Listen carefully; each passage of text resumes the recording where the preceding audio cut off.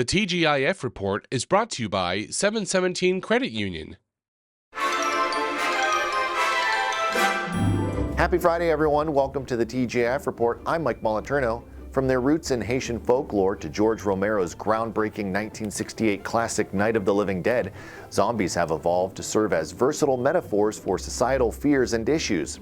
So as we near Halloween, we're delving into the enthralling history of zombies in film, a genre that has captivated audiences for decades. So sit back, relax, and join us for an eye-opening exploration of how zombies clawed their way into a permanent place in pop culture.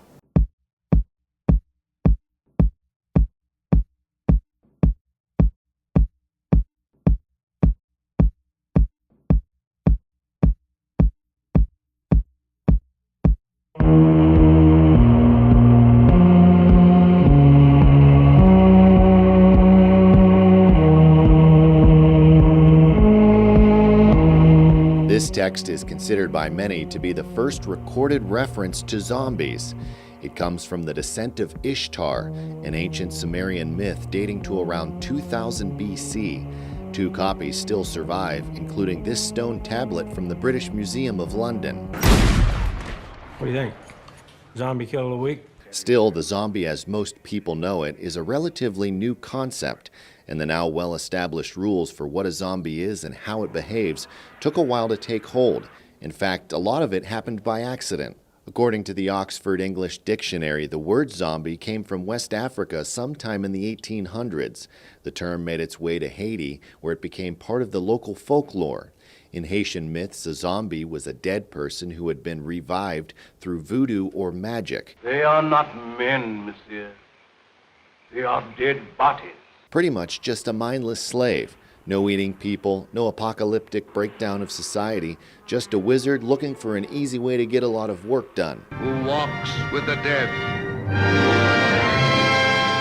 In the first half of the 20th century, that was the zombie you'd find in Hollywood with films such as I Walked with a Zombie or White Zombie. Zombies Part 1, Voodoo, Mind Control. Kevin Kreis is the owner of the Living Dead Museum in Evans City, Pennsylvania, the city where George Romero filmed Night of the Living Dead.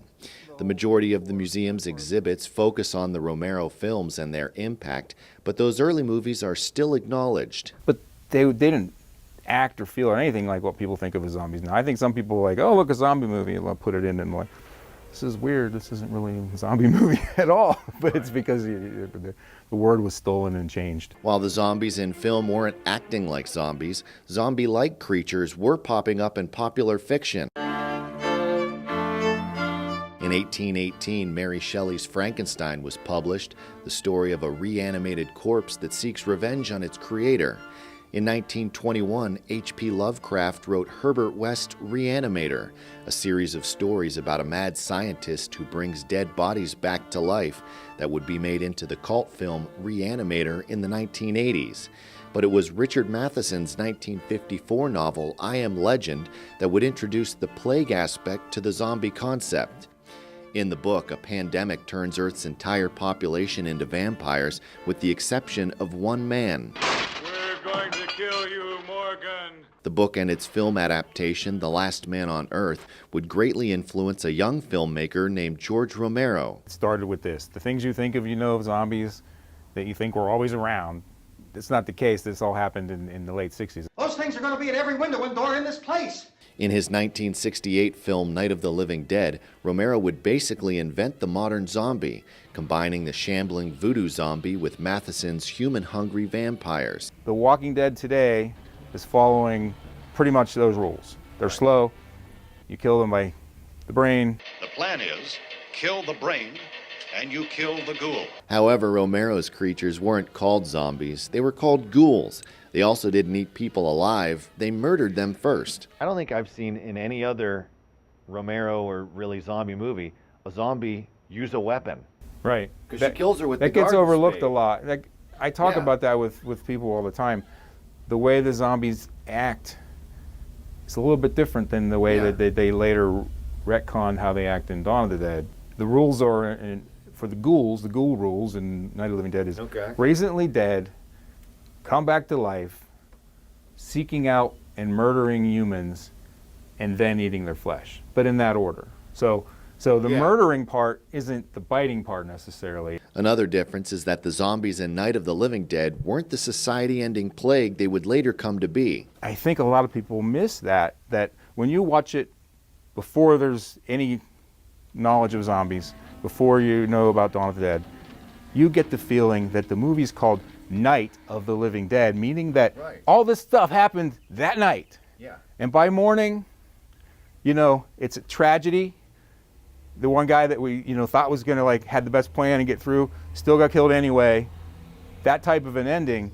But seemed like things were kind of under control, and this was a one-night thing. No one really knows when the term zombie started to be applied to Romero's creatures, but by the time he released the sequel, Dawn of the Dead in 1978, everyone, including Romero, was calling them zombies. And that one is the one that really is what everyone does. Like the Dawn of the Dead rules is the one that everyone's like, well, this is really what a zombie is. It's like they die, however they die. They don't die from a bite necessarily. However they happen to die, they're back and they're ready to eat you. But they're still slow, and you can still kill them by hitting them in the head. But those rules didn't always apply.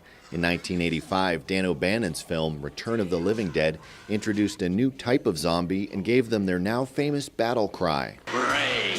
If you walk down the street and ask anybody, what do zombies eat? They're not going to say flesh. They're going to say brains first, always, because it just became the thing, the simple answer, what everyone thinks of. That came from Return of the Living Dead, and only Return of the Living Dead. That movie aside, zombies have pretty much stuck to the rules established by Romero in Night of the Living Dead 50 years ago. And the fear of your family or your neighbors turning on you, which is a real fear people have in real life. It happens all the time. The fear of losing that connection you had with humanity, but in the form of a monster.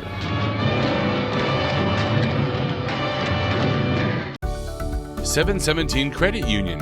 Savings power to give your business an extra boost. Business savings, certificates, and business money market. 717 Credit Union. Make your money work as hard as you do.